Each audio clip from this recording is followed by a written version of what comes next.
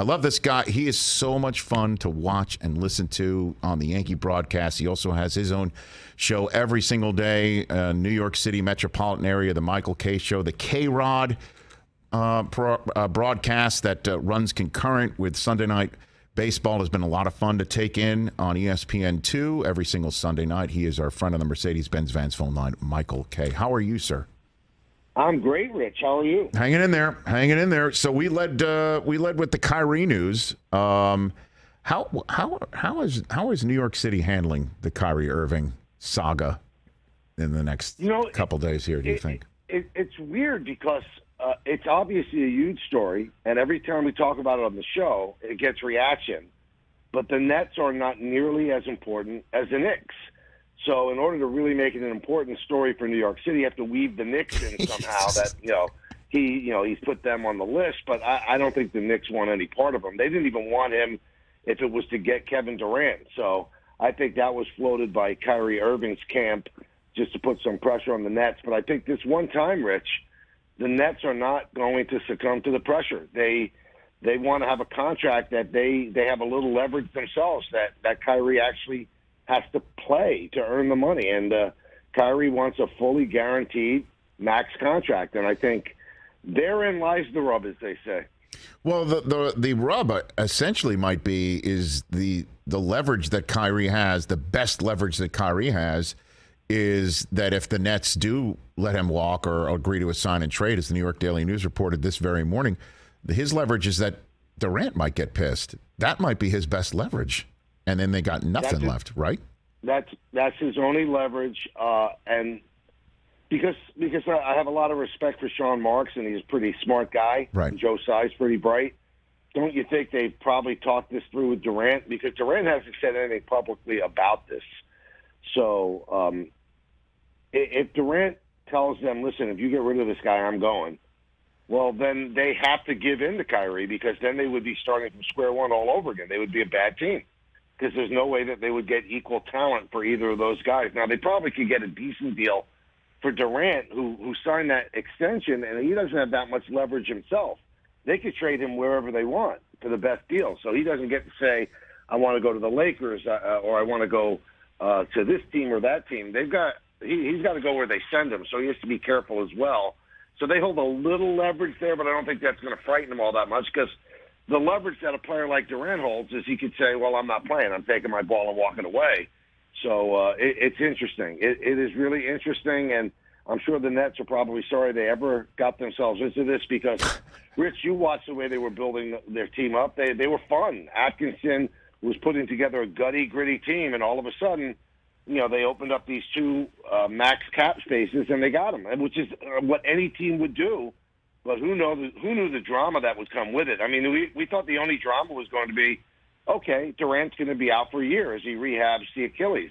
But we didn't think that the real drama was going to be Kyrie. Well, I guess Celtics fans didn't make their voices heard then, or Cavs fans, right? Because they'll tell you that Kyrie was occasionally not worth the trouble. I mean, Cavs fans maybe not, because they got the championship and they were kind of stunned. Like, you remember when we were stunned that Kyrie wanted to leave LeBron, and we're like, what's up with that?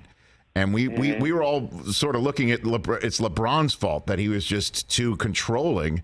Now I think we learn the other side of the coin. It's Kyrie. What are you hearing? I guess I know we're entering the scuttlebutt front here, but it just seems to me that there's an iceberg in Brooklyn, and we're seeing just the tip of it. I mean, is there something up behind the scenes more than we know with Kyrie? No, I just think that Kyrie, Rich, is a man of his own convictions, and he certainly marches to the beat of his own drum. He's different than other people. He's different than other players. And, one of the things that makes me laugh when they say, well, he wants to go to the Lakers, but the most they could give him is $6 or $7 million. This is a guy who gladly gave up $17 million since he didn't want to get the shot. And then the year before that, he couldn't find it within himself to play during the social unrest in the country. I'm sure all of us felt it, and we all went to work, but Kyrie didn't.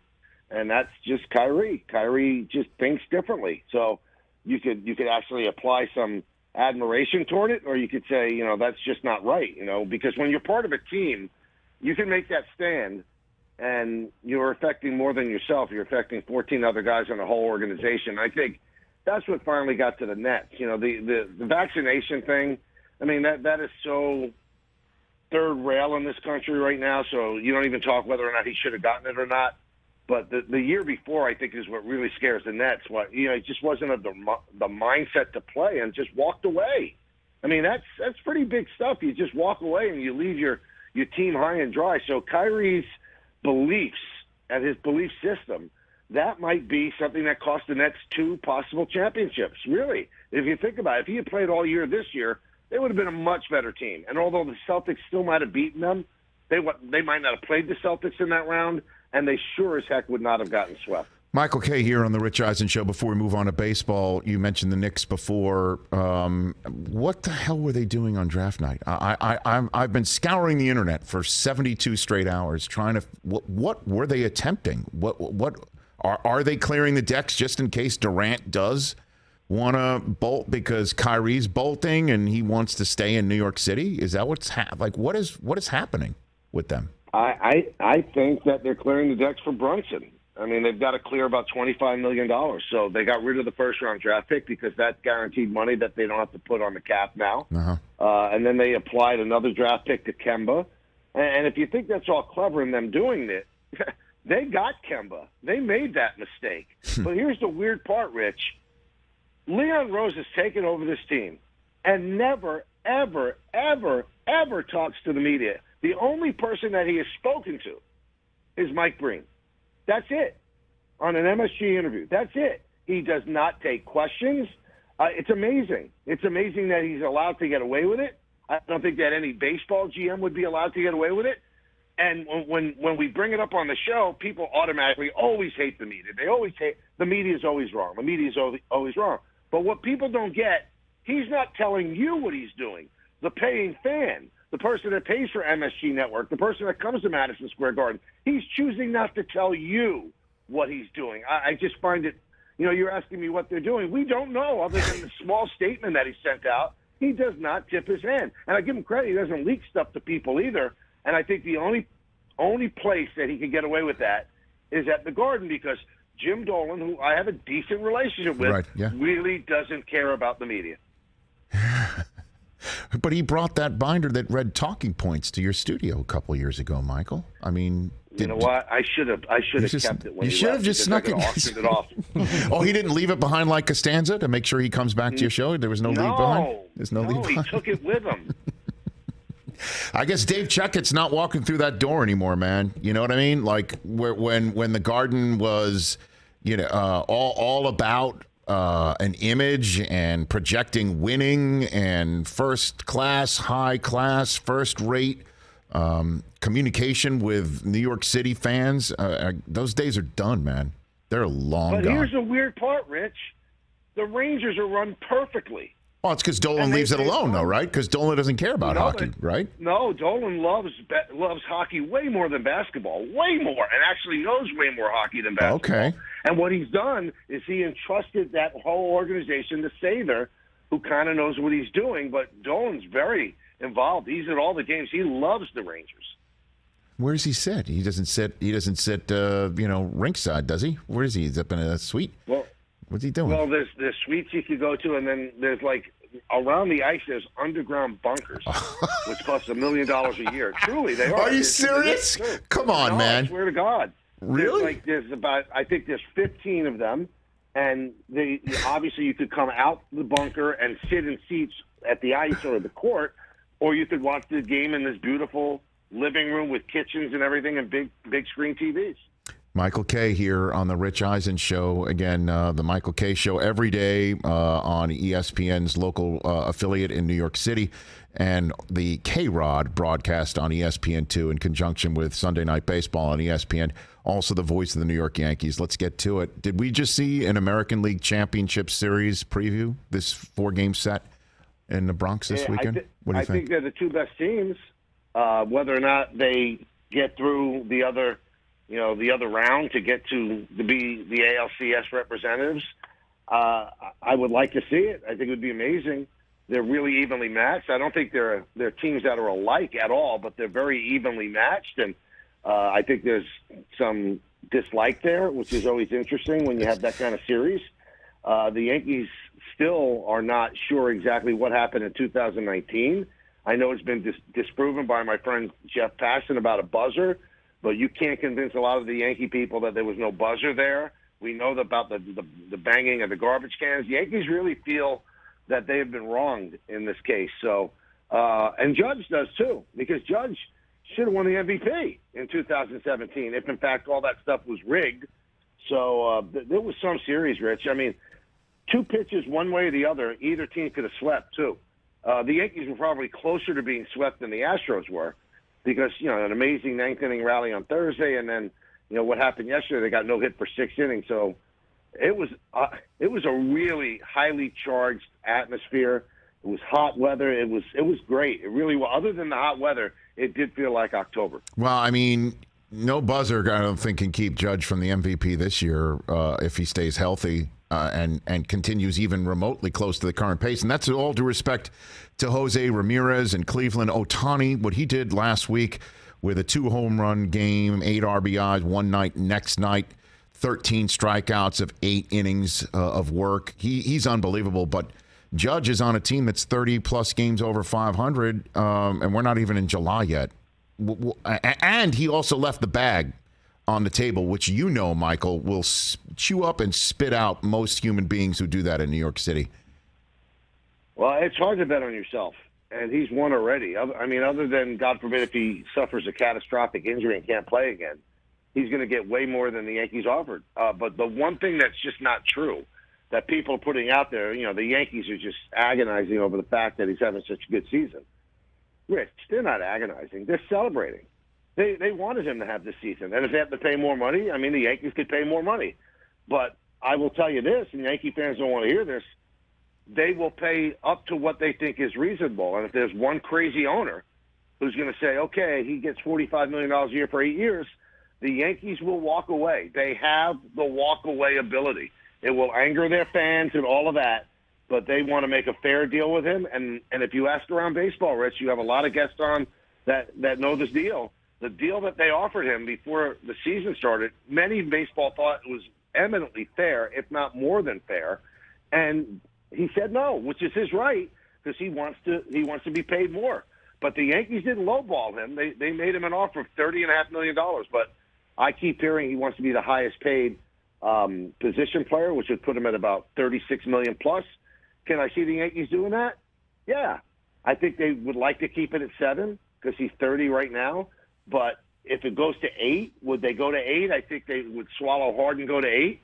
But if someone goes to 10, like Seattle did with Cano, I don't think they'll go there, no matter how popular he is and how much he's the face of baseball. Even if he wins the MVP and leads them to the World Series, I don't think they'll go to 10 because, this is a heavily analytic team. And just look at the contracts of 10 years and how poorly they've gone. They don't want to deal with it. Does he have any, because again, I've never met him, never had him on this show. As you know, the Yankees don't usually make a lot of people available nationally. So does he have, Michael K. here on the Rich Eisen Show, does he have the sense of history that he can, 99 gets retired out beyond the fence and he can have some generational talk about being one of the greatest in the history of this franchise? And also, does he like New York City? I mean, because he seems to wear it very well. So what's his take on all that, do you think? He's very, very smart. I think he has really game planned this. And I think that his preference is to stay with the Yankees, but he wants to be treated fairly. I mean, he looks on his team, and Garrett Cole gets $36 million a year, and he probably thinks, why not me? Right. So I think that 36 number is probably a really important number. I also think he realizes what the Yankees mean for him, as much as the Yankees realize what he means for them. So I think that there is a meeting point. I think that if he had his druthers, he'd want to be really extraordinarily well paid by the Yankees.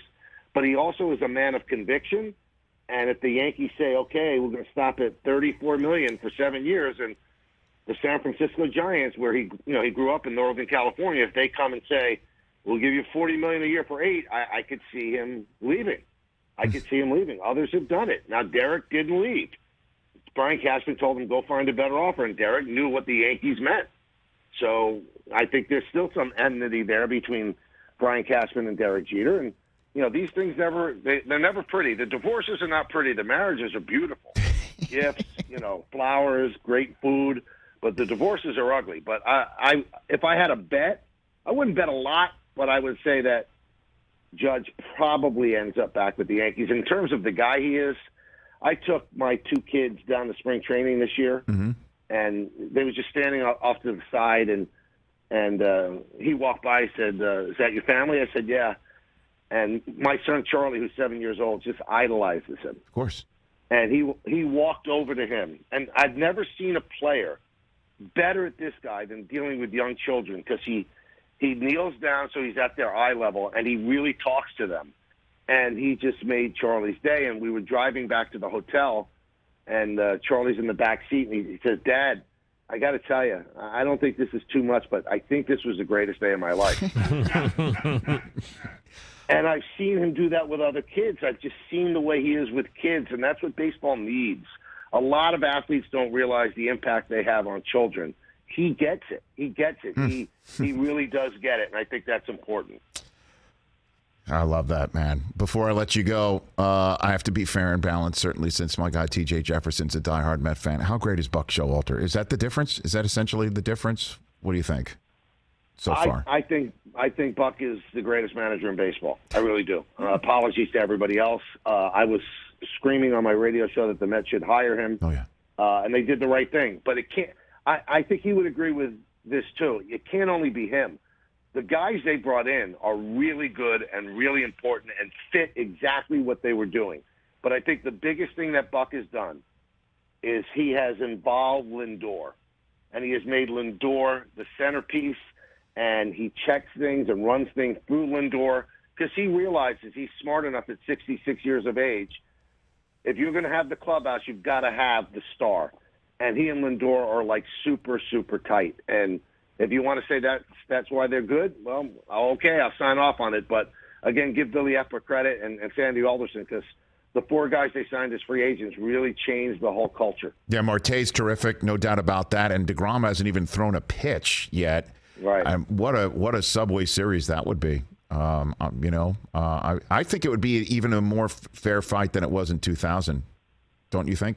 Oh, I agree with you. I think the Mets are a really good team, and it would be more of a fair fight if DeGrom and Scherzer are healthy.